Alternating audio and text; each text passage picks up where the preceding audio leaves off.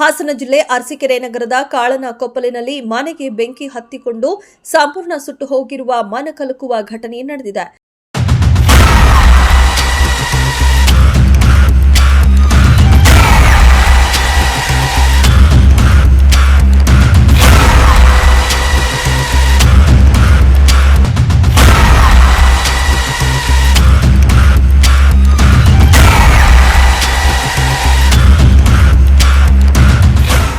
ಇನ್ನು ಘಟನೆಗೆ ಸಂಬಂಧಿಸಿದಂತೆ ಪಂಚಾಯಿತಿಯ ಮಾಜಿ ಸದಸ್ಯ ಶಿವಣ್ಣ ಎಂಬುವರಿಗೆ ಸೇರಿದ ಹೆಂಚಿನ ಮನೆಯನ್ನ ಲಕ್ಷ್ಮಿ ಎಂಬುವರಿಗೆ ಬಾಡಿಗೆ ನೀಡಲಾಗಿತ್ತು. ಕಳೆದ ರಾತ್ರಿ ಲಕ್ಷ್ಮಿ ಅವರು ಮಾರ್ಕೆಟ್ಗೆ ತೆರಳಿದ್ರು.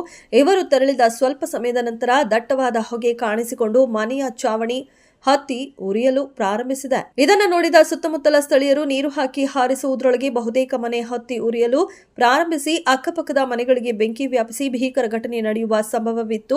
ಅಷ್ಟರೊಳಗೆ ಅಗ್ನಿಶಾಮಕ ದಳದ ವಾಹನ ಬಂದು ಬೆಂಕಿಯನ್ನ ಸಂಪೂರ್ಣ ನಂದಿಸಿದೆ. ಇನ್ನು ಮನೆಯ ಬಾಡಿಗೆದಾರರಾದ ಲಕ್ಷ್ಮಿ ಅವರು ಆಗಮಿಸಿ ನೋಡಿದಾಗ ಮನೆಯ ಬಹುತೇಕ ದಿನ ಬಳಕೆಯ ವಸ್ತುಗಳು ಹಾಗೂ ಮನೆಯಲ್ಲಿ ಇಟ್ಟಿದ್ದ ನಗದು ಆಭರಣಗಳು ಸುಟ್ಟು ಹೋಗಿತ್ತು. ಅಪಾರ ನಷ್ಟವನ್ನ ಉಂಟು ಮಾಡಿದೆ.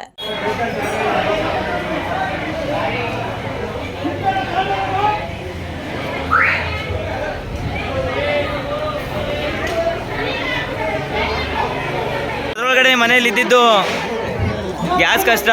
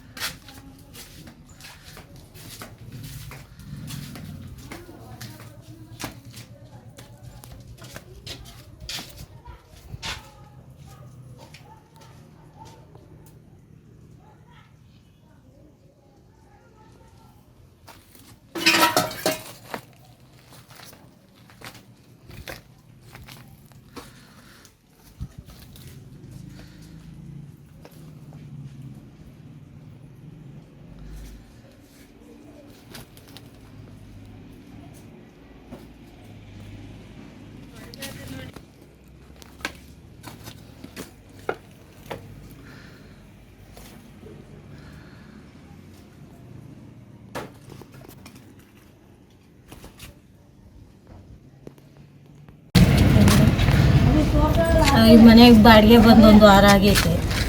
ಮನೆಯಲ್ಲಿ ಏನು ಇಲ್ಲ, ಎಲ್ಲ ಸುಟ್ಟೋಯ್ತೆ. ಒಡವೆ ದುಡ್ಡು ಏನೂ ಇಲ್ಲ, ಎಲ್ಲ ಪೂರ್ತಿ ಸುಟ್ಟೋಯ್ತೆ.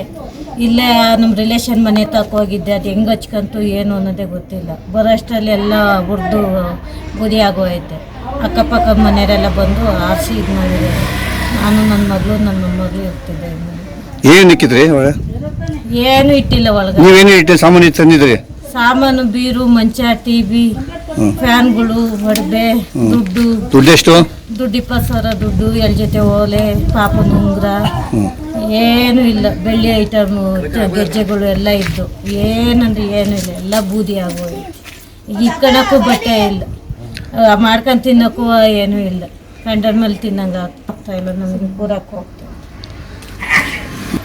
ಏನೋ ಪರಿಹಾರ ಕೊಡಿಸಿ ಸಾಕು. ನಮಗೆ ಸದ್ಯಕ್ಕೆ ಮಾಡ್ಕೊಂಡು ತಿನ್ನಕ್ಕನ ಏನೋ ಒಂಚೂರು ಪರಿಹಾರ ಕೊಡಿಸಿದ್ರೆ ಅಷ್ಟೇ ಸಾಕು.